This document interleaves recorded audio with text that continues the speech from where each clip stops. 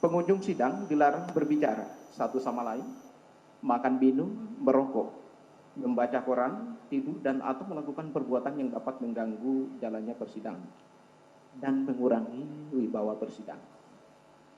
Selanjutnya, setiap orang juga yang hadir dalam ruang sidang dilarang menggunakan telepon seluler untuk melakukan komunikasi dalam bentuk apapun dan tidak mengaktifkan nada dering atau suara telepon seluler selama persidangan berlangsung. Setiap orang dilarang juga membuat kegaduhan, bersorak-sorai, atau bertepuk tangan baik di dalam maupun di luar persidangan yang mengganggu jalannya persidangan. Pengunjung sidang juga dilarang mengeluarkan ucapan dan atau sikap yang menunjukkan dukungan atau keberadaan atas keterangan yang diberikan oleh para pihak atau saksi maupun ahli. Kemudian setiap orang dilarang keluar masuk ruang sidang untuk alasan yang tidak perlu dan yang mengganggu jalannya proses persidangan. Setiap orang juga dilarang membawa dan atau menempelkan pengumuman, spanduk atau tulisan atau brosur dalam bentuk apapun di lingkungan pengadilan tanpa ada izin tertulis dari ketua atau kepala pengadilan. Setiap orang yang hadir di ruang sidang harus mengenakan pakaian yang sopan dan pantas serta menggunakan alas kaki tertutup dengan memperhatikan kearifan lokal.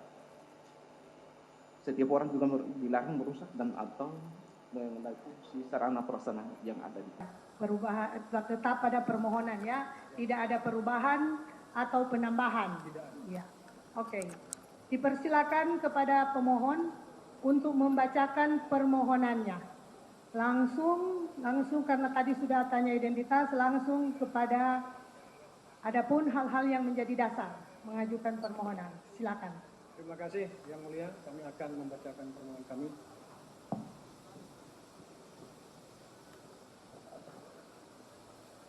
Adapun hal-hal yang menjadi dasar fakta hukum serta alasan-alasan dalam permohonan ini adalah sebagai berikut. Pertama, bahwa pemohon lahir di Kepulauan Sangihe pada tanggal 27 April tahun 1992 dari pasangan orang tua bernama Akip Jamruk Manganang sebagai ayah dan Suryati Borilano sebagai ibu, dengan akta kelahiran nomor 67 /A/1992 atas nama Aprilia Santini Manganang dengan status jenis kelamin perempuan. Kami lampirkan bukti P1. Kedua, bahwa di dalam kartu keluarga pemohon nomor 710209082304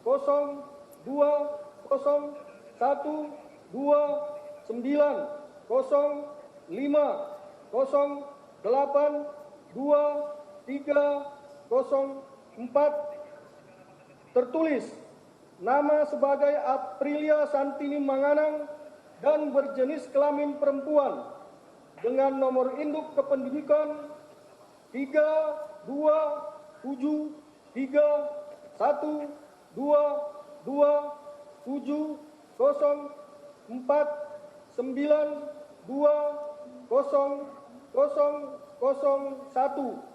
Kami lampirkan bukti P2 dan bukti P3. Ketiga, bahwa pemohon sejak lahir pada faktanya diperlakukan sebagai anak perempuan. Hal tersebut tidak disadari bahwa oleh orang tua maupun keluarga pemohon. Keempat, bahwa setelah beranjak dewasa, pemohon mulai menyadari bahwa tampilan fisik dan orientasi kejiwaannya mengarah kepada jenis kelamin laki-laki. Kelima, bahwa pemohon sempat mengalami pertentangan batin atas hal tersebut di atas, dan tentunya menjadi faktor kendala dari berbagai banyak hal, seperti pemohon harus mengalami ketertekanan batin luar biasa ketika harus berhubungan dengan legal formal, seperti kartu tanda penduduk tertulis jenis kelamin perempuan, tetapi sosok penampilan pemohon sebagai laki-laki. Begitu pula kaitannya dengan administrasi kependudukan lainnya. Keenam, bahwa segala potensi yang ada dalam diri pemohon menjadi tidak berkembang dalam kehidupan sehari-hari karena terus-menerus mengalami tekanan dan penderitaan batin yang luar biasa dengan status jenis kelamin perempuan yang tercantum dalam legal formal sebagaimana yang tertulis di atas.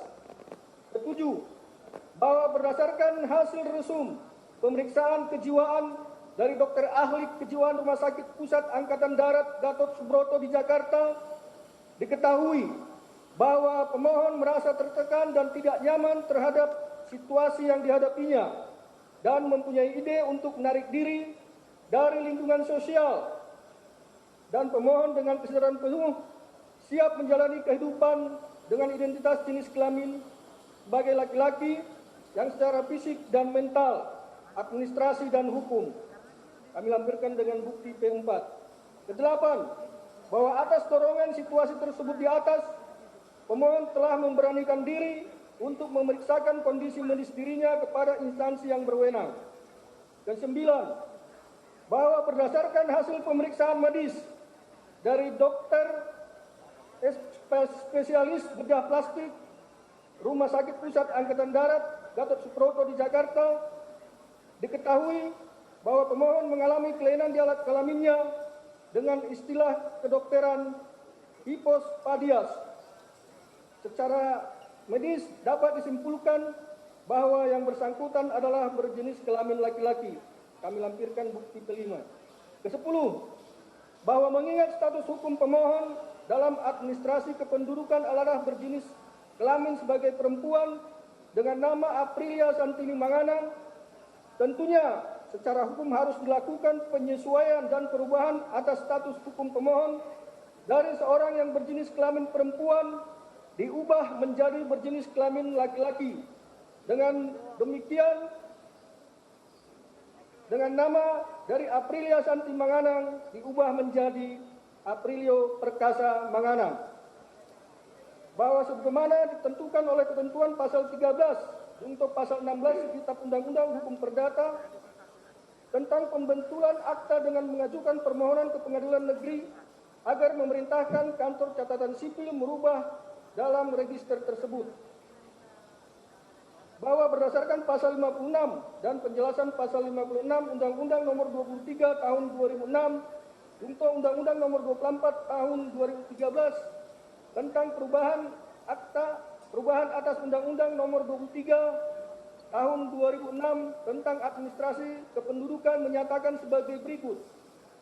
Pencatatan peristiwa penting lainnya, pasal 56 ayat 1. Pencatatan peristiwa penting lainnya dilakukan oleh pejabat pencatatan sipil atas permintaan penduduk yang bersangkutan setelah adanya putusan pengadilan negeri yang telah berkeputusan